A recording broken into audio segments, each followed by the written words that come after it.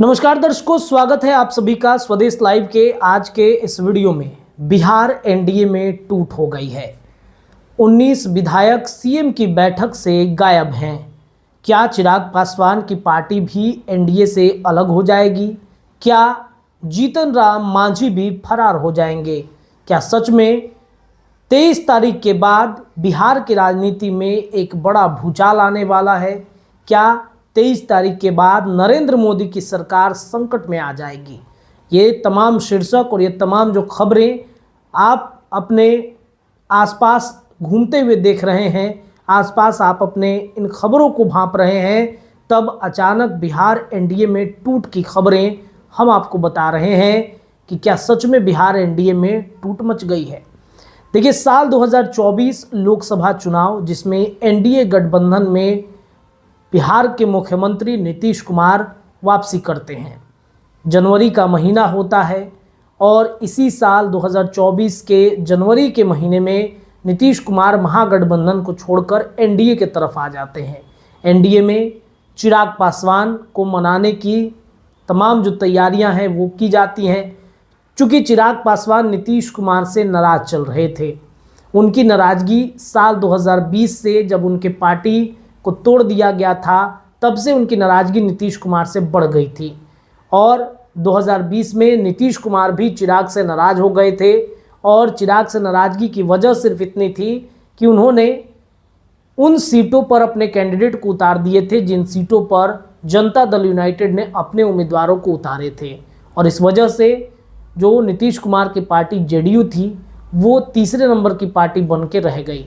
लेकिन वक्त के साथ सब कुछ बदल गया और आज ये कभी दोनों एक दूसरे के धुर विरोधी आज चाचा और भतीजे बिहार के राजनीति में बन गए हैं।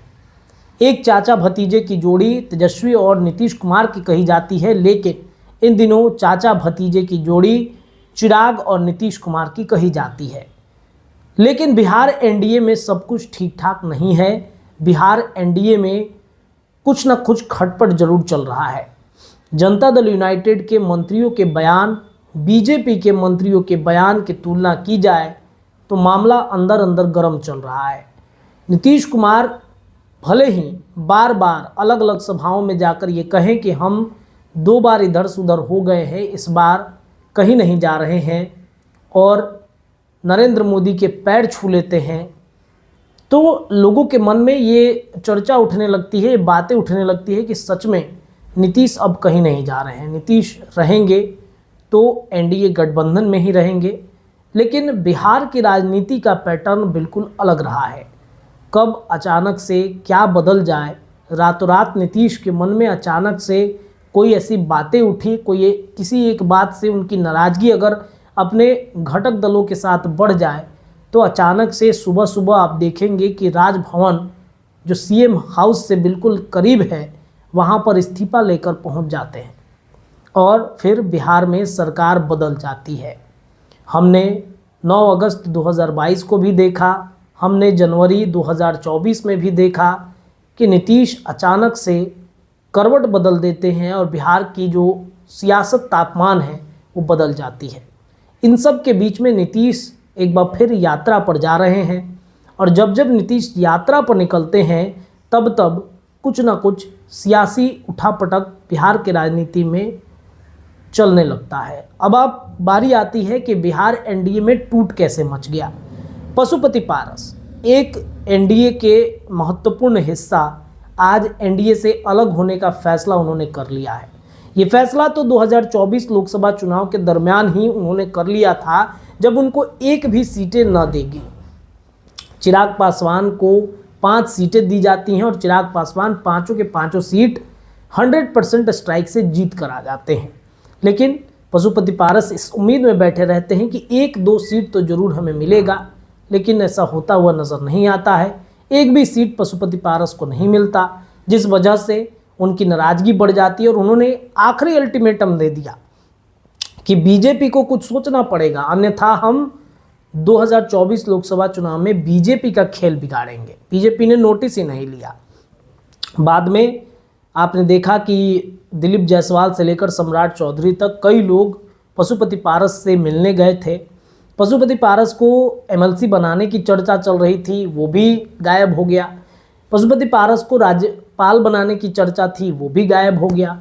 और अंततः ऐसा हुआ कि उनका जो आवास है पटना में एयरपोर्ट के नज़दीक, उस आवास को भी खाली करा दिया गया। और अब वो आवास, जिसके मालिक चिराग पासवान अपने आप को कहते रहे हमेशा, वो आवास अब चिराग पासवान की पार्टी के पास आ गया है।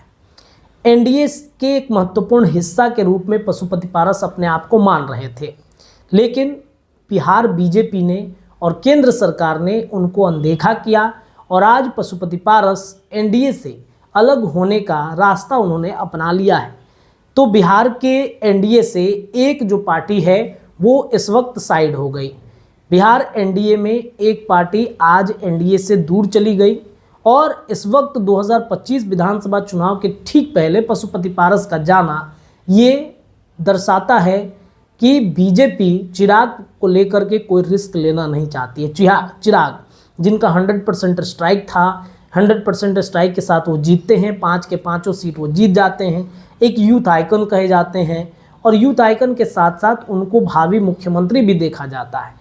कई ऐसे तस्वीरें हाल के दिनों के कार्यक्रम की आई हैं जिसमें लगता है कि चिराग को बीजेपी प्रेजेंट कर रही है। तो चिराग का तो जाने का सवाल ही नहीं उठता है कि चिराग पासवान जाएंगे। अब बारी आती है कि जो 19 विधायक की हम चर्चा कर रहे हैं, जो शीर्षक लिखा गया है कि 19 विधायक फरार, तो दरअसल एक तरफ मुंबई और झारखंड में विधानसभा चुनाव के वोटिंग चल रहे हैं। इस वोटिंग के दरमियान इसके ठीक पहले नरेंद्र मोदी विदेश की यात्रा पर हैं, तो इधर मणिपुर में सरकार खतरे में है। एनडीए गठबंधन की वहाँ पर एक बैठक थी और इस बैठक में जो एनडीए गठबंधन के महत्वपूर्ण घटक दल हैं एनपीपी, उनमें से 19 विधायकों ने अपना समर्थन वापस ले लिया है एनडीए गठबंधन से। एक बैठक चल रही थी, इस बैठक से वो सभी गायब थे।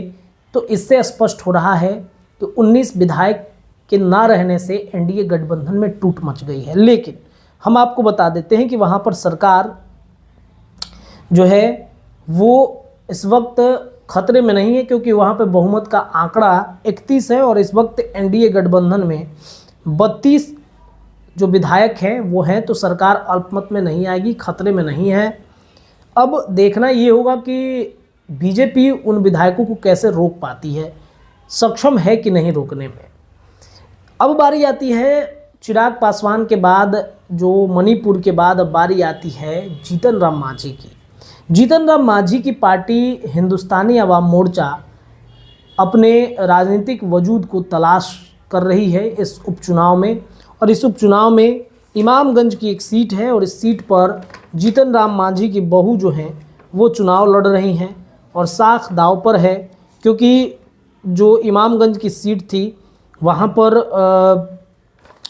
जो जीतन राम मांझी थे वो अब सांसद हो गए हैं गया के, तो उनकी एक सीट खाली हो गई थी, जिस सीट के बाद दीपा मांझी जो जीतन राम मांझी की बहू हैं उनको दिया गया ये सीट और इस सीट पर दीपा मांझी चुनाव लड़ रही हैं। लेकिन इस सीट पर एनडीए गठबंधन के तरफ से ज़्यादातर प्रचार प्रसार करते हुए, मेहनत करते हुए नहीं देखा गया।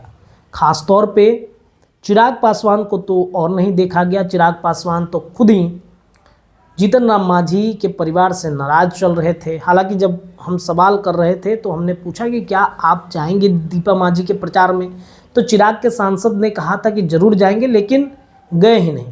तो यहाँ मामला लगभग तय है कि यहाँ पर दीपा मांझी जीत नहीं रही हैं। अब ये 23 तारीख को रिज़ल्ट पता चलेगा, क्योंकि रोशन मांझी है महागठबंधन से और जितेंद्र पासवान है जनसुराज से।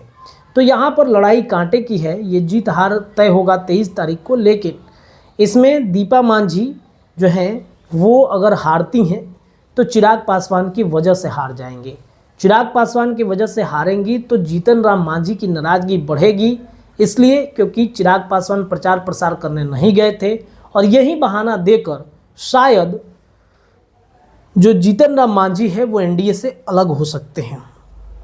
देखिए 24 में जब नीतीश कुमार एनडीए गठबंधन में आ रहे थे तो एक महत्वपूर्ण कड़ी थे जीतन राम मांझी, उनके पास 4 विधायक हैं और गेम चेंजर के रूप में अपने आप को वो कह रहे थे। उन्होंने मंत्री पद मांग लिया, 2-2 3-3 मंत्री पद हैं आज संतोष सुमन के पास में।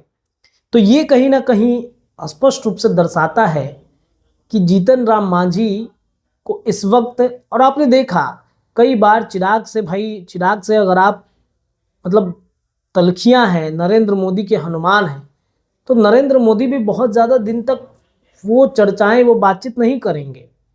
तो हो सकता है कि शायद जीतन राम मांझी अलग हो जाए, हालांकि होंगे कि नहीं, राजनीति है, संभावनाओं का खेल है, संभावनाओं में कुछ भी हो सकता है। लेकिन ये प्रिडिक्शन कर रहे हैं हम आपको, ये संभावनाएं बता रहे हैं कि ऐसा हो सकता है। अलग हो ना हो एक अलग बात है, लेकिन अगर वो हारेंगे तो चिराग पासवान की वजह से हारेंगे और इस वजह से नाराजगी बढ़ेगी और फिर साल 2025 में एनडीए के लिए बड़ा मुश्किल हो जाएगा सीट का बंटवारा करना। तो ये मुद्दा इस वक्त चल रहा है बिहार एनडीए में और 23 तारीख को कुछ बड़ा होगा, इस पर हमारी निगाहें होंगी। तमाम चर्चाएं लगातार हम आपको करके बताते रहेंगे। फिलहाल के लिए इतना ही। जुड़े रहिए स्वदेश लाइव के साथ, अपने चैनल को सब्सक्राइब कीजिए, कमेंट में अपनी राय रखिए, देखते रहिए स्वदेश लाइव। बहुत बहुत धन्यवाद।